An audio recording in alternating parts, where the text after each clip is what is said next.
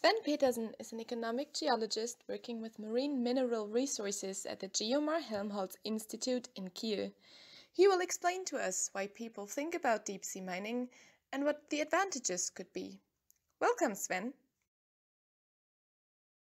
Resources of the deep sea. What exactly are they? There's a wide variety of deep sea resources, which will be touched on during some other course. First of all, they are a resource for metals that we all use. There is a number of high-tech metals or metals that we use for green technologies, such as cobalt, rare earth elements, lithium, but also base metals, such as copper, nickel, and zinc, or precious metals like gold and silver. All those can be found to various extents in the deep sea floor. Why do we think about extracting resources from the deep sea? What do we want to make out of them? There are plenty of reasons why people say they are interested in going to the deep sea. First of all, we have to acknowledge that we have still a population growth. So by 2050, we will likely be 9.7 billion people, and all these people need infrastructure, they need housing, they need metals. So for a couple of decades at least, we will need primary mining. Of course, we all try to reduce the amount of metals that we use, or we try recycling, but currently and for the next decades, the amount of recycling will not cover the metals we need, because the metal needs still growth. Still growing, so we need primary metal production. There is also the fact that certain countries are completely dependent on metal imports. This is true for Germany or for Japan, for instance. And there is also political reasons why certain metals are not freely available on the markets. This was, for instance, in 2010 when China blocked rare earth element supply. Many countries became aware of that they are really depending on only certain political considerations for their metal import. So countries or societies are looking for a secure metal supply. And this secure metal supply could come from the ocean floor. What we want to make out of it is our everyday life. Electronic mobility, e-bikes, e-cars, mobile telephones, computers, everything that surrounds us that we cannot eat or is not concrete has metals in them. And our life, everyday life, depends on metals. Is deep-sea mining economically tempting? Well, that's a very difficult question. There has not been any deep-sea mining anywhere, so nobody really knows what the costs of deep-sea mining really are.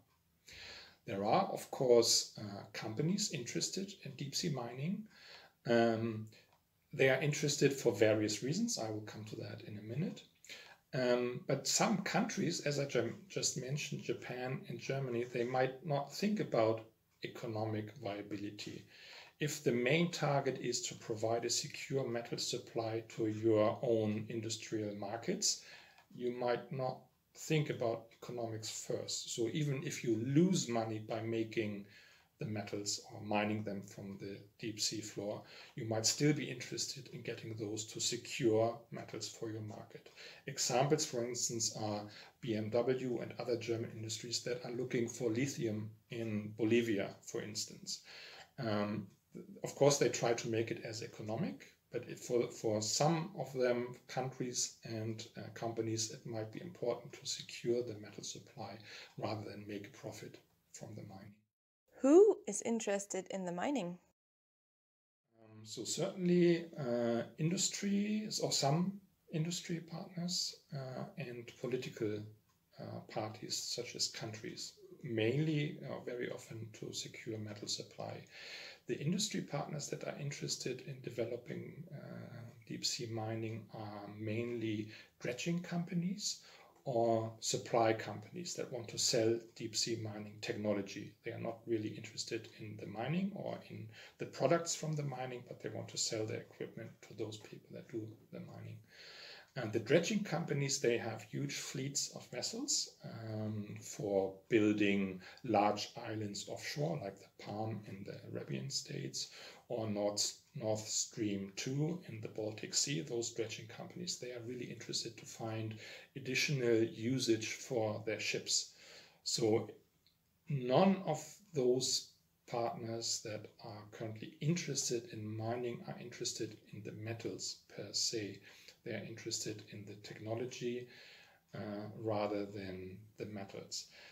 The one industry that is certainly lacking from the group of interested people is the mining industry. There's no mining industry really interested in deep sea mining, because you would build your own competitive mining sector when you go to deep sea mining. If you are a mining company and you're interested in copper mining, why should you be interested and have additional copper coming from the deep ocean?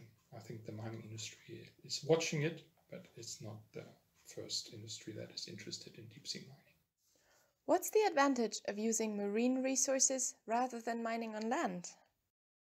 There are claimed to be a number of reasons. First of all, you have mobile equipment. If you think about land-based mining, open pit mining, or large shafts that have to be dipped into the ground, once a mine is finished, all those infrastructure is still there and needs to be demolished. If you are working in the deep sea, you can mine one area and the whole mobile system could go to the next mine, which also means that the investment per mine site might be less compared to land-based mining. A typical normal land-based mine nowadays easily costs $1 billion upfront before you make any mining. Some people think that mining in the deep ocean is cheaper, which still needs to be proven because nobody has ever done this. Some people also claim that it is needs less energy than land-based mining, because you don't have to strip waste material. When you think about land-based mining, you have to strip a whole area from waste rock that is sitting on top of your ore. On the modern seafloor, for nodules, crusts and sulfides, the resource you want is directly at the sea surface, so you don't have to remove any waste rock. That might be one point to consider. When looking at the growing population, this will also mean that we have growing land conflicts about the use of land. If we raise our population by 2 billion people, they want to live someplace, they want to have infrastructure, and they want to have farming. And all those land uses will conflict with land-based mining. So the area that we can mine on land will diminish over the decades to come, which is also a reason to look for other resources for metals outside of land use. Would it be an ecological advantage to focus on marine mining? This is a very difficult question. It depends on the resources you look at, because the three different commodities, nodules, crusts and sulfides, mining of them will have hugely different environmental impacts just by size. Manganese nodules, if you want to mine 2 million tons per year, you probably need to remove 100 to 200 square kilometers annually. Cobalt-rich crusts, probably 10 to 25 square kilometers, and for massive sulfides, you're talking less than 1 square kilometer. So the areal extent that needs to be considered is dramatically different. However, you also impact the environment when you do mining on land, and I think it's very difficult to argue which land-based mining or marine mining has less of an impact. We don't really have the answer to that. Very often people do consider that marine mining replaces land-based mining, so that you will have one or the other.